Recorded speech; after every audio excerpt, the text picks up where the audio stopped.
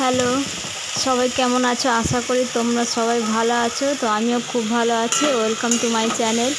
তো দেখো, অনেকদিন তোমাদের সাথে ভিডিও শেয়ার করা হয়নি, তাই ভাবলাম একটা ভিডিও শেয়ার করি। তো আজকে পটল ভাজি রান্না করছি, তাই ভাবলাম তোমাদের সাথে শেয়ার করি।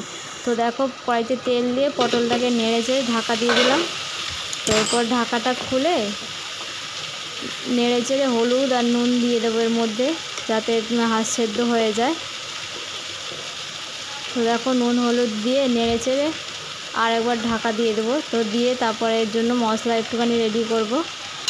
তো চলো নেড়ে ঢাকা দিয়ে দিই, তারপর মশলাটা তোমাদের সাথে দেখাচ্ছি।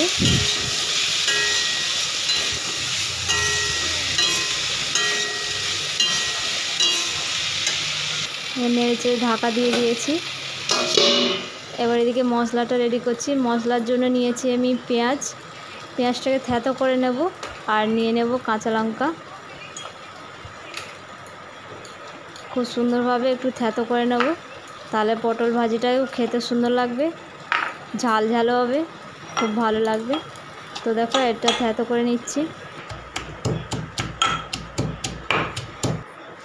এদিকে পটলটা হয়ে এসে পটলটাকে ঢাকা খুলে নেড়েছে, এর মধ্যে আর পটলটাকে নামাইনি, ওর মধ্যেই তেল দিয়ে দিয়েছি। ডবল করে আর কষ্ট করতে হবে না, ওর মাঝখানেই দিয়ে দিয়েছি। তো দেখো, এর তেলটা গরম হয়ে গেলে ওর মধ্যে আবার দিয়ে দেবো থেঁতো করে রাখা পেঁয়াজ আর কাঁচা লঙ্কাটা দিয়ে দিয়েছি।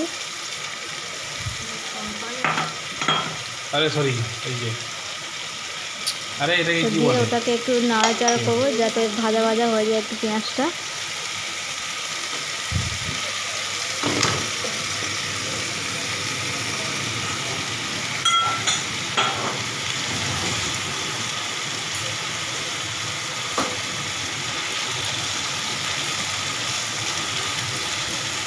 তো দেখো, নাড়াচাড়া করছি, নাড়াচাড়া একটুখানি ভাজা হয়ে গেলে তারপর পটলের সাথে মিক্স করে দেবো।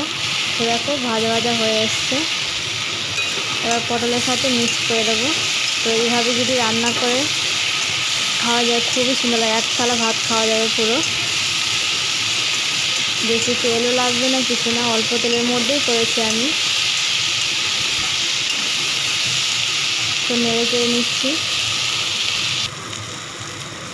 তারপর ওপর দিয়ে দিচ্ছি একটুখানি জিরে গুঁড়ো হালকা, আর দিয়ে দেবো একটুখানি লঙ্কা গুঁড়ো, যাতে একটু ঝাল ঝাল স্পাইসি খেতে ভালোবাসি, তো তাই ভাবলাম একটু ঝাল ঝাল হলেই ভালো লাগবে। তো বন্ধুরা দেখো, পেঁয়াজটা এর মধ্যে মাখা মাখা হয়ে গেছে, দেখতেও কত সুন্দর লাগছে, সব মশলাগুলো মাখা মাখা হয়ে গেছে। তো দেখো, হয়ে গেছে, আবার নামিয়ে নিয়েছি। তো ভিডিওটা যদি ভালো লাগে প্লিজ লাইক কমেন্ট শেয়ার করো। টাটা, বাই বাই, দেখা হচ্ছে পরের ভিডিওতে।